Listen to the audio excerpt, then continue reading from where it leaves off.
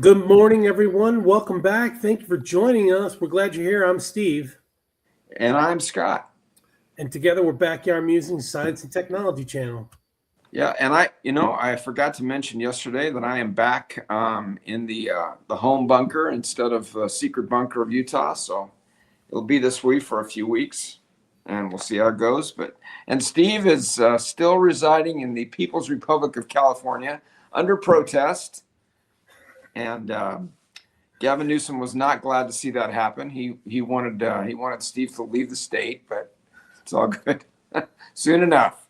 So, and today we're talking about a bird. Yeah. So, a new species, the Tokara Leaf Warbler, was identified using DNA and song differences, splitting the Ijima's leaf warbler into two rare and vulnerable species needing conservation.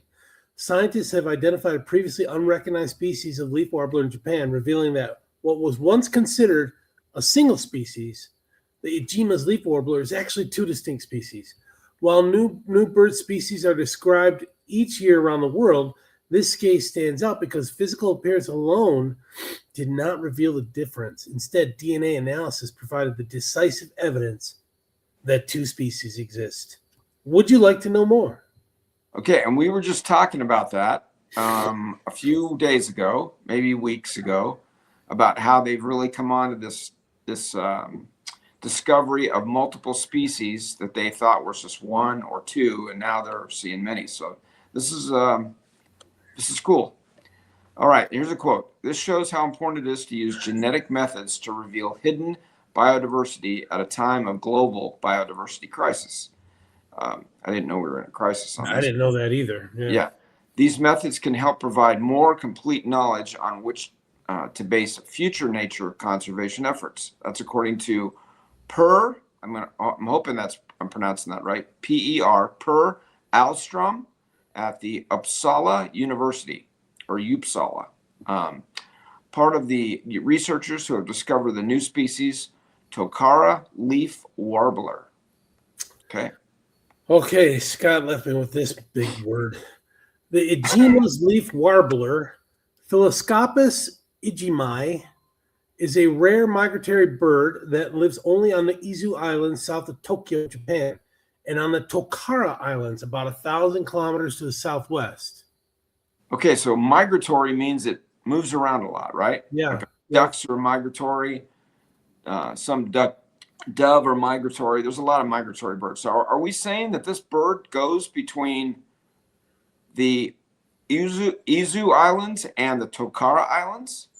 I guess. I mean, at one point, maybe they stopped. At one point, maybe carried on the wind currents. That's a bit of a flight, right? Yeah. 1,000 kilometers? With nothing in between. Well, if there's two species, then there wasn't a return trip. I'll tell you that. Oh, okay. Well, hopefully they didn't kamikaze into the ocean. That wouldn't have been good. So, all right. Researchers first found clear genetic differences between birds on the two island groups a decade ago when they examined their DNA. This discovery prompted further investigation, including field work on the islands, analysis of museum specimens, and detailed laboratory studies. Whole genome comparisons confirm that the Tokara Island birds are significantly different from those on the Izu Islands, and these findings were supported by careful analysis of their songs. Oh, interesting. Okay. Scientists from the Uppsala University, bless you, the University of Gothenburg, bless you, and the two Japanese institutions have now formally identified the Tokara Leaf Warbler, Philoscopus tokaranus, bless you, as a different species or separate species.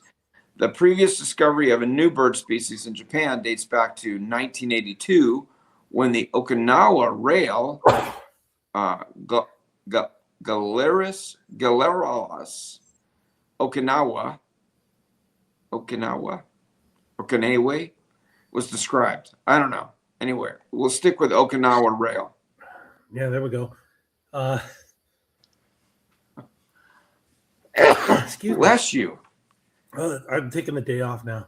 Your allergies, man. I'm telling you, when I got into your house yesterday, I suffered the rest of the evening. Today I'm not too bad, but holy mackerel. It might be the cat. It might be Baba. Might be. All right, quote, the new species is a little cryptic and tricky to define.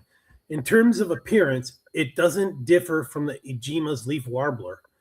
It is DNA analyses and differences in songs that show that this is a separate species, Ahlstrom says.